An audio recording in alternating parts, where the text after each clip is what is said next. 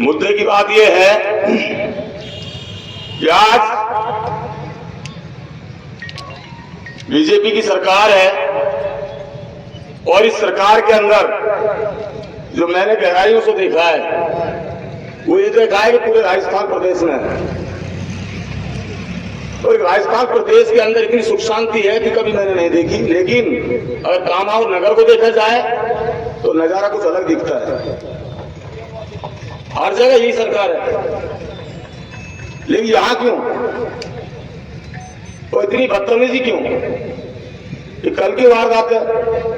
एक गाड़ी के अंदर ड्रम भरे हुए थे और ड्रम लेकर के गाड़ी कामा से क्रॉस कर रही थी तो पुलिस वालों ने जिप्सी उसके पीछे लगाई और पुलिस की दहशत का माहौल जो बताने जा रहा हूं, और उस गाड़ी को गढ़ बिलक के अंदर घुसा दिया और कहीं रिश्तेदारी में खड़ी करके वो भाग गए। लेकिन गाड़ी के टायरों को पुलिस फाड़ के चली गई। ये बर्बरता देखो।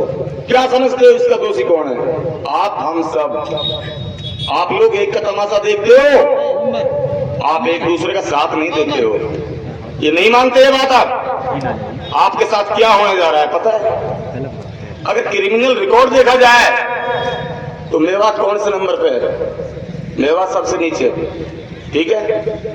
लेकिन जब चीटिंगबाजी है जो चल रहा है आज, ये और जगह भी चल रहा है, बाकी स्टेटों में भी चल रहा है, बाकी राजस्थान के अंदर के जिलों में चल रहा है।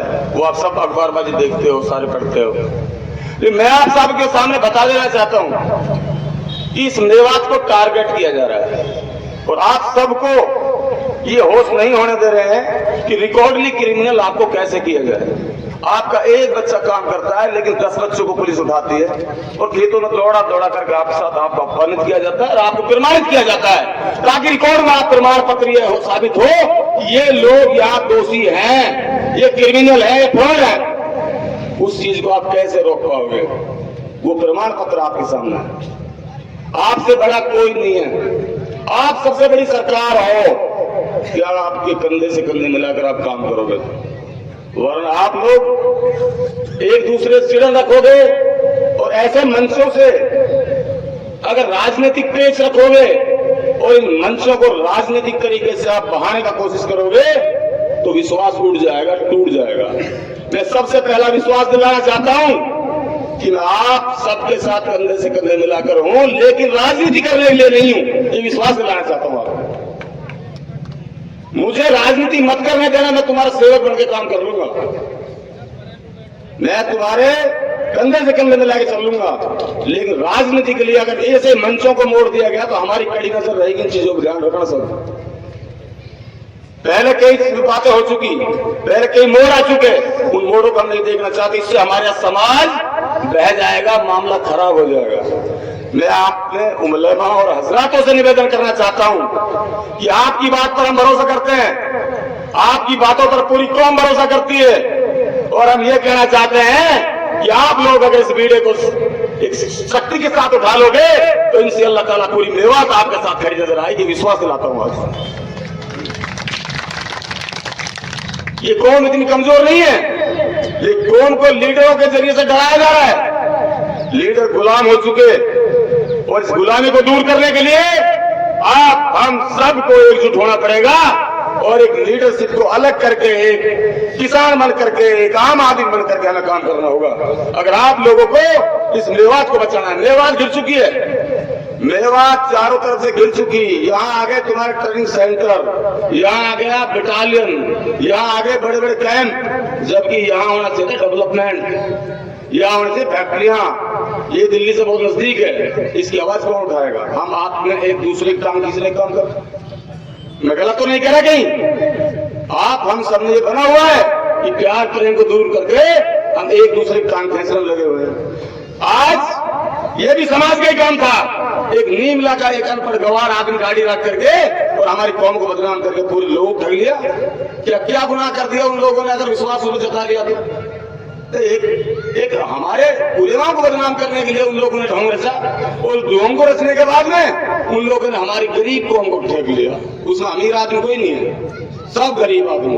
उसके लिए आज तक कोई इकट्ठा होकर के हम आप सब मिलकर चाहते तो उसकी हिम्मत नहीं थी वो इतना काम कर जाए।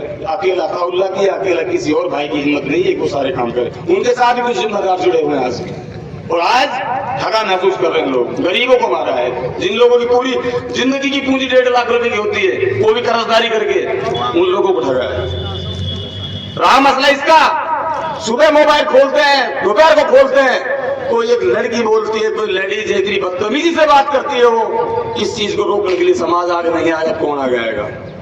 एक हाजी बशीर नाम का आदमी, जिसने वो गाली गलौज की सम्मानित लोगों को, चाहे वो कैसे भी हो, एक जिम्मेदार परिवारों को, जिसको सीमा नहीं लगी बोलने के लिए कोई राजी नहीं। तो ऐसे लोग अगर इस कौम के अंदर जाहिल लोग इस तरह से बर्बरता करेंगे और सोशल मीडिया के प्लेटफॉर्म बना करके बदतमीजियां करेंगे और समाज नहीं रोक पाएगा, कौन रोक पाएगा? रोकना पड़ेगा, आगे आना पड़ेगा आप सबको। ये बदतमीजियां आप कब तक सहन करोगे? आज तुम्हारी कदर थाने तहसीलों के अंदर क्यों नहीं? तुम्हारे सरपंच, तुम्हारे नेता हो गए ठग और वो हो गए दलाल, वो करने लगे पुलिस की मुखबरी। आप सबके अंदर सबसे पहले मुखबर को छाट कर निकाल दो। मुखबर छाट कर निकल जाएगा तो आपके निर्दोष लोगों को कोई नहीं फंसाएगा। आज आपके 10 लोग काम करते हैं, 50 लोगों को पुलिस बंद करते, लेकिन कोई कहने वाला नहीं। आईजी की टीम का एक रवैया है, ऊपर से जो टीम लगी हुई है, इसकी आईजी की टीम है, वो एक बार किसी भी क्रिमिनल को पकड़ते हैं या उसके साथ एक निर्दोष लोगों को कहीं से उठाया जाता है, रुकड़ों से या कहीं रास्ते से कहीं से भी, और उनको उठा करके थाने में दे देते हैं। और थाने में देने के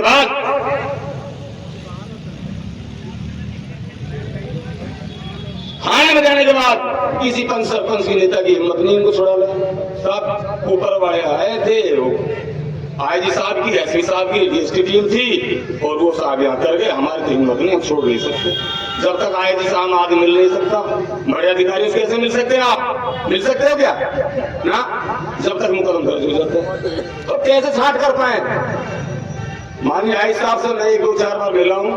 हमारे एम जुबैर साहब, चौधरी अकबर साहब जोधपुर, 1-2-4 आदमी और जिम्मेदार सीताराम गुप्ता जी को लेकर के हम वहां मिले, 2-4 बार वाली बातें रखी। और बात रखने के बाद में हम उनसे कहा कि ये सुप्रीम कोर्ट का आदेश नहीं है कि आप किसी के मकान तोड़वाएं, ये आपकी पुलिस जबरदस्ती किसी का मकान तोड़े, ये नहीं हो सकता। हम आज आपकी सर्व कर रहे हैं कि आप एक पवित्र हो, अच्छे हो। हम चाहे तो हाईकोर्ट के दरवाजे देख सकते हैं, सुप्रीम कोर्ट के दे सकते हैं, ये खुल के हमने कहा है। और अब लेवड़ा गांव की जो कार्रवाई हुई, उस गांव 3 मकानों को निर्दोष लोगों को तोड़ा, जो पीड़े परमिट से मकान बने, और जो मकान जब के बने जब आपके इलेक्शन जन्म नहीं लिया। ये बातें हमने रखी। रहा मसला, गांव में एक लड़के को पकड़ा, और उस लड़के के घर के सामने सीसीटीवी कैमरा वगैरह सारी चीज लगी हुई है। उस लड़के को पकड़ने के बाद में पुलिस ने सुप्रीम क्रिमिनल बना दिया, उसी नहर में ले जाकर उसका पैर तोड़ दिया। आज तक कोई कार्रवाई नहीं। अभी एक घटना हुई है सामने गांव में, एक एसएचओ को बचाने के लिए पूरी दुनिया लगी। एक पुलिस वाले के खिलाफ आप लोग कुछ करते हो और पूरा अधिकारी नीचे से ऊपर तक एक हो जाते हैं। कोई आम आदमी के साथ कुछ होता है, आप लोग तमाशा देखने लगते हो। ये आपकी मर्जी होगी, ये फैसला आपका होगा। तो मैं तो क्या है, बातें तो बहुत सारी हैं, एक पीछे से आदेश ये है कि थोड़ा समय का ज्यादा अभाव है, इसलिए मैं कम समय में अपनी बात पूरी करूंगा। मैं हाथ जोड़ के निवेदन करता हूं कि आप लोग ये काम बंद कर दीजिए। ये हमारी गारंटी है, अगर पुलिस अगर तुम्हारा पत्ता भी हिला जाए, तुम्हारा बाल बाल कर जाए, हम इस विवाद में रहने छोड़ दे बोल। लेकिन तुम इन क्रिमिनल कामों को औलसबाजी को बंद कर दो, और पुलिस अगर फिर तुम्हें निर्दोष को फंसा के दिखा दे, हमारे यहाँ रहने बंदे फिर हम रहना छोड़ देंगे। यहाँ ये मेरा वादा है, और इनसे अल्लाह ताला आप सब मेरे साथ रहोगे, हम आपके साथ रहेंगे कंधे से मिला करके। ये हरकतें दिन प्रतिदिन बढ़ती जा रही है, इनसे डरना नहीं है, इनका मुकाबला करना है डट करके। और आप तब तक मुकाबला नहीं करोगे जब तक आप एक को नहीं बनाओगे, ये मुकाबला होने वाला नहीं है करने से। इतनी बातों को कहकर जय हिंद, जय भारत, अस्सलाम वालेकुम। कोई गलती हुई हो उसके लिए माफी।